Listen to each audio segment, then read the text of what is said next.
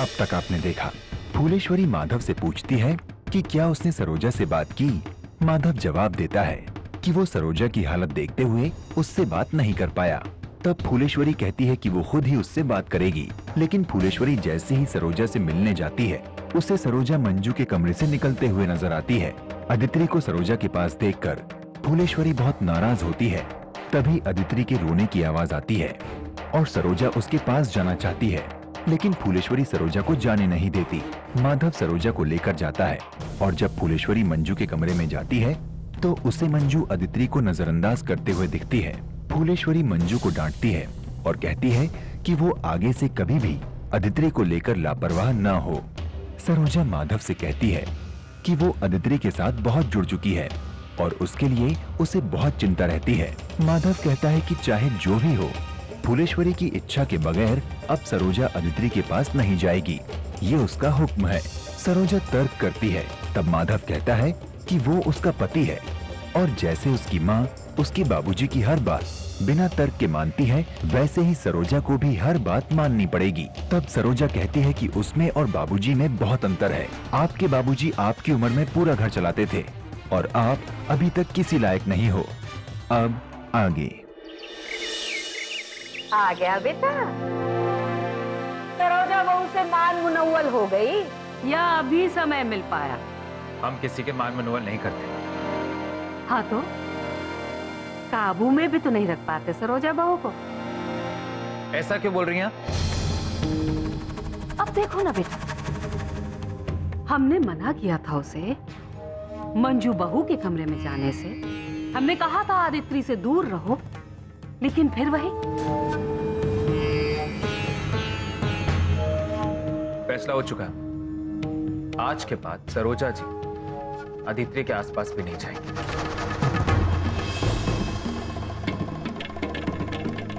अरे सरोजा बहू, आप यहाँ बैठो हमारे पास।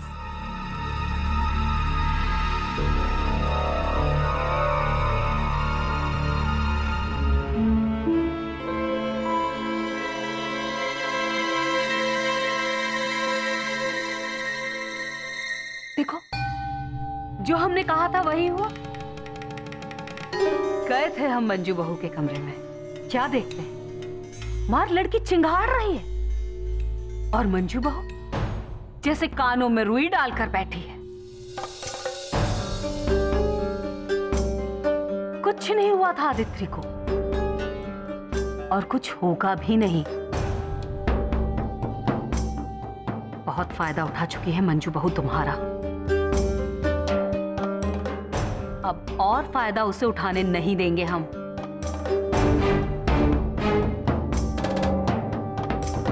समझा के आए हैं उसे हम। अब से अपनी बेटी का ख्याल वो खुद रखेगी और अपना ख्याल रखोगी तुम। समझ रही हो ना हमारी बात क्या कह रहे हैं हम?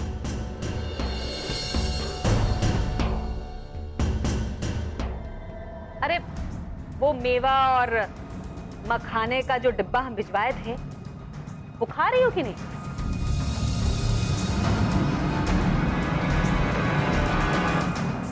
खाएंगे अम्मा, आज से खाएंगे। कल ही तो भिजवाया था ना आपने। वैसे बेटा तुम्हें कहने की जरूरत तो है नहीं, लेकिन फिर भी कह रहे हैं हम। ख्याल रखना अपनी पत्नी का। पानी। एक मिनट बैठो सरोजा बहू। तारा बहू, जाओ पानी लेकर आओ माधव के लिए।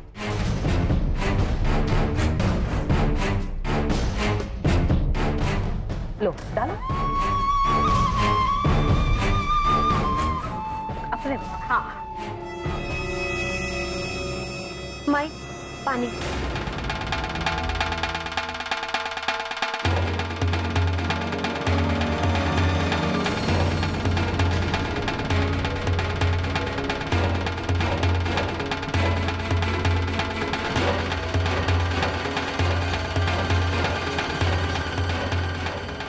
खत्म कर दो।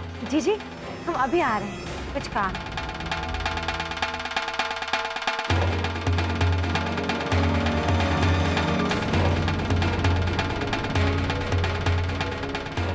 अम्मा जी, हमें भी अपने कमरे में कुछ काम है, हम अभी आते हैं। अरे तो हम कौन सा कह रहे हैं कि यहाँ पंचायत लगाकर बैठो सब। चल।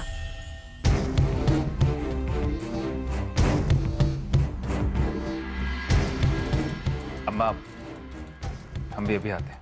अब तुम कहाँ चल दिए पूछ बनकर सरोजा बहू के पीछे पीछे? बाहर जा रहे हैं काम से, जाएं? ठीक है, जाओ। जल्दी से जाना और जल्दी से वापस आ जाना। भगवान रक्षा करे, रक्षा करे। आराम से जाना। लाखों में एक है हमारा राजकुमार, बस इसके जैसा ही एक छोटा सा माधव हमारे घर में आ जाए तो गंगा नहाए हम। अरे तारा बहू, क्या बात हो गई? क्यों रो रही हो? क्या हुआ? आंसू बहाए जा रही हो, बताओगी भी? माई, ये कोई बात थोड़ी हुई? हमारे पास बताने के लिए कुछ भी नहीं है। हम ना बस इस घर में नौकर है और कुछ नहीं। हमारे वो जेठ जी के नौकर है और हम सरोजा मैडम के नौकर हैं।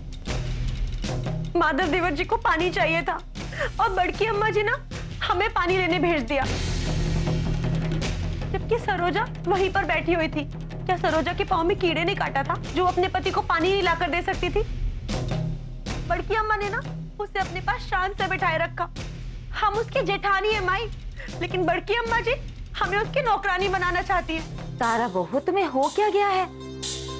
माधव के लिए पानी क्या मंगवा लिया जीजी ने, तो तुम ये सब सोच रही हो? माधव सिर्फ सरोजा का पति ही है, तुम्हारा देवर भी तो लगता है ना वो।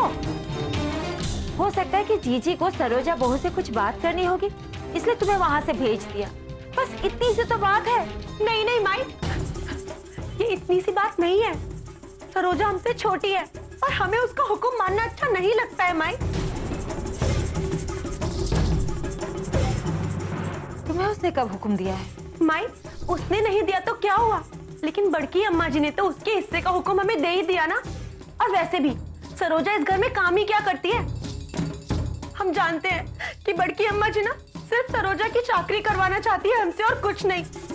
जबकि माई, हम तो बहुत पहले इस घर को पोता दे चुके हैं ना। हम तुम्हारी गलतफहमी का इलाज कैसे करें, समझ में नहीं आ रहा है। ये हमारी गलतफहमी नहीं है। हम कुछ नहीं है इस घर में, बस नौकर है, हमारी कोई औकात नहीं है।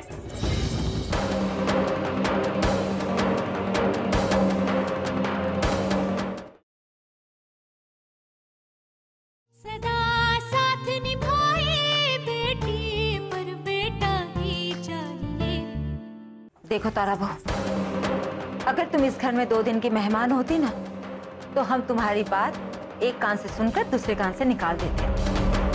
लेकिन तुम इस घर की बहू हो, इसलिए तुम्हारी आंखें खोलने के लिए हम चाहते हैं कि तुम्हारी ये गलतफहमी दूर हो जाए। तुम्हें हमारी बात पर भरोसा नहीं है ना? तो ठीक है, तुम्हें आजमा कर देख लो जीजी को। उनके मन में कोई भेदभाव नहीं है, ये बात तो हम जानते हैं, लेकिन हम चाहते हैं कि तुम भी ये जान लो। अब सुनो मेरी बात।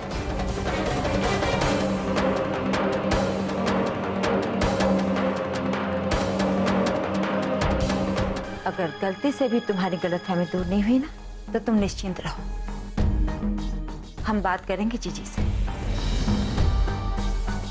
ठीक है? चलो अब जाओ, हमारे लिए भी चाय बना कर लाओ और तुम भी पी लो। दिमाग चलाना है ना तुम्हारे। हम लाते हैं। अरारोट का पैकेट। अरे कलावती, कहाँ चली गई थी तुम?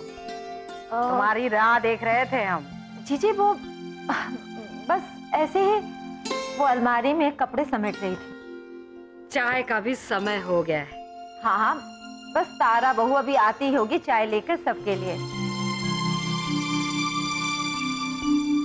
अपनी तारा बहू बहुत जिम्मेदारी समझने लगी है आजकल। हाँ जी जी। माई, बड़की अम्मा जी, हम गर्मा गर्म चाय बना कर ले आए, ये लीजिए। ला रखो, हमें दे दो हमारी वाली। रख दो।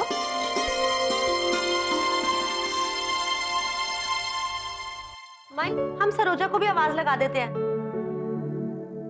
सरोजा, सरोजा, आ जाओ जल्दी से, गर्मा गर्म चाय तैयार है।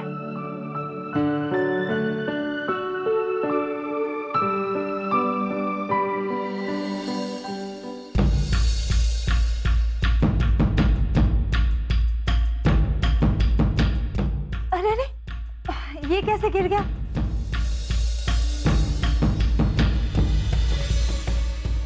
ओहो, फालतू में काम बढ़ गया है। अरे कोई बात नहीं कलावती, हो जाता है कभी कभी। तारा वो एक काम करो, जल्दी से जाकर के एक पोछा लेकर आओ और जल्दी से पोंछ दो, नहीं तो दाग बन जाएगा इसमें। जाओ।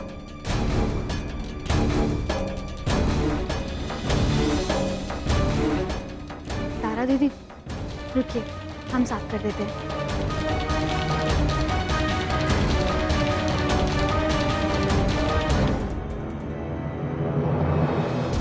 वैसे एक बात तो है अपनी सरोजा बहू में, बड़े छोटे का लिहाज बराबर से निभाती है ये लड़की। तारा बहू, आज सरोजा बहू ने अपनी देवरानी होने का कर्तव्य निभाया है। समय आने पर तुम भी जेठानी होने का फर्ज जरूर निभाना।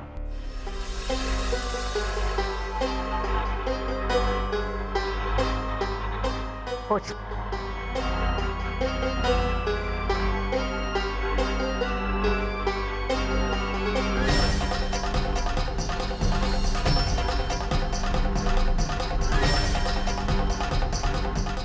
पोछ दो अच्छे से।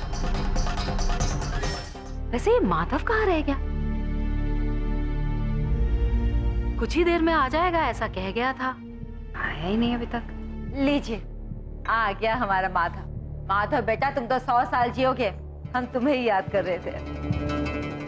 वो तो हम जिएंगे चाची, हमारे पास दो माँ का प्यार है और आशीर्वाद भी।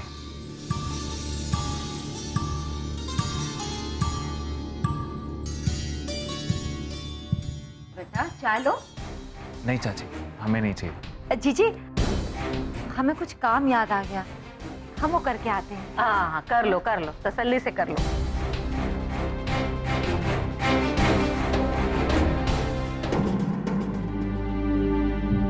माधव बेटा, हम लोगों की गाड़ी तो वहीं अटकी हुई है। जी अम्मा। तुम्हारी बात हुई सरोजा बहू से? जा रहे थे हम बात करने, लेकिन बीच में मंजू बहू ने इतना बड़ा तमाशा खड़ा कर दिया। लेकिन तुम्हें तो समय मिला था, हमें पोता चाहिए। बात करी कि नहीं करी तुमने सरोजा बहू से, बोलो। किस बारे में?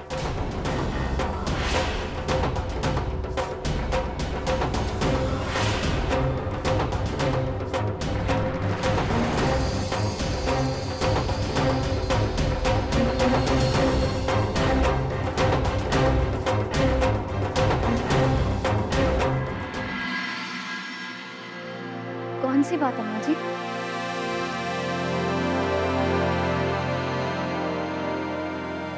यही सरोजा बहू कि अब तुम्हें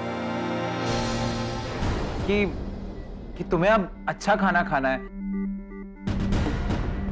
तंदुरुस्त और स्ट्रांग बनना है। जी अम्मा जी, हमें याद है। काजू किशमिश जो सब हम रखवाए हैं ना, एक समय भी छूटना नहीं चाहिए। जी अम्मा जी, अभी कोई काम तो नहीं है, तो क्या हम अपने कमरे में जा सकते हैं? हाँ, क्यों नहीं, जाओ अपने कमरे में। जी अम्मा जी।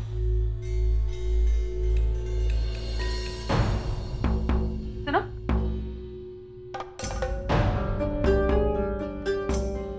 तबीयत ठीक है तुम्हारी? आंखें इतनी लाल क्यों हैं?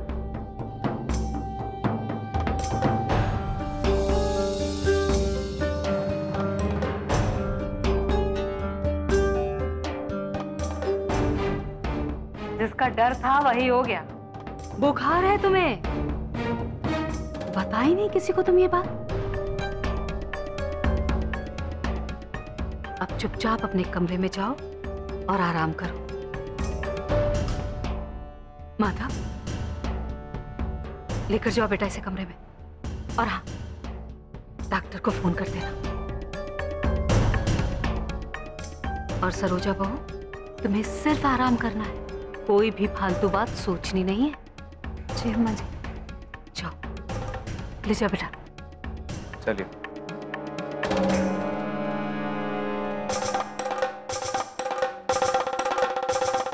और सुनो बेटा, डॉक्टर को जरूर फोन कर देना।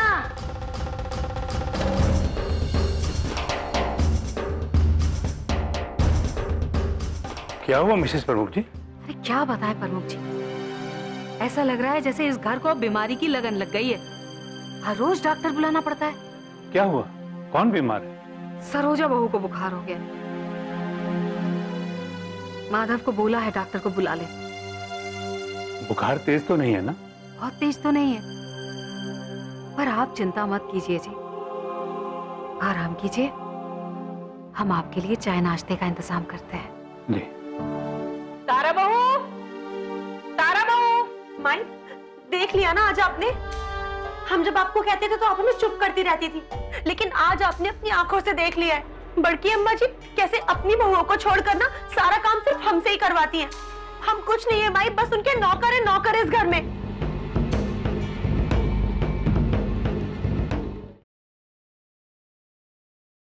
सदा साथ निभाए बेटी पर बेटा ही चाहिए। तारा बहू, आज तक तुम जो भी देखी हो, जो भी समझी हो, लेकिन उन सब के ऊपर एक बात अच्छे से याद रखना कि तुम्हारे किसी भी जवाब का या कोई भी काम से जीजी को तुम्हारे इस सोच के बारे में पता भी नहीं चलना चाहिए।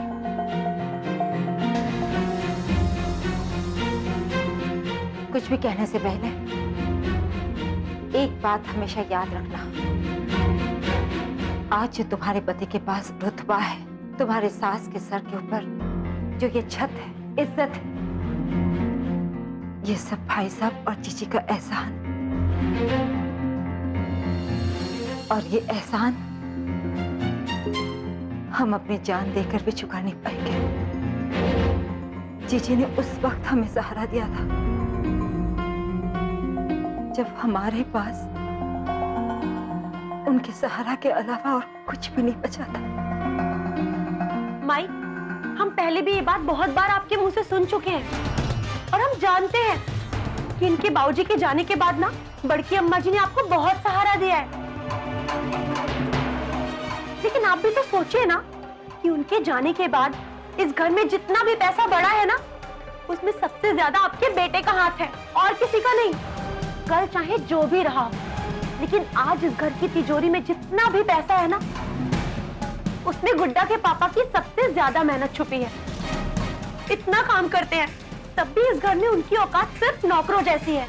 और माधव देवर जी कुछ नहीं करते, दिन रात बस मटर गश्ती करते हैं, मस्ती करते हैं, तब भी वो राजा बेटा माधव कहलाते हैं इस घर में। अब हम और चुप नहीं रह सकते माई। तारा बो, तारा बो, कहाँ हो? अरे क्या हुआ? इतना गंभीर माहौल क्यों है? नहीं जीजी, कुछ भी नहीं।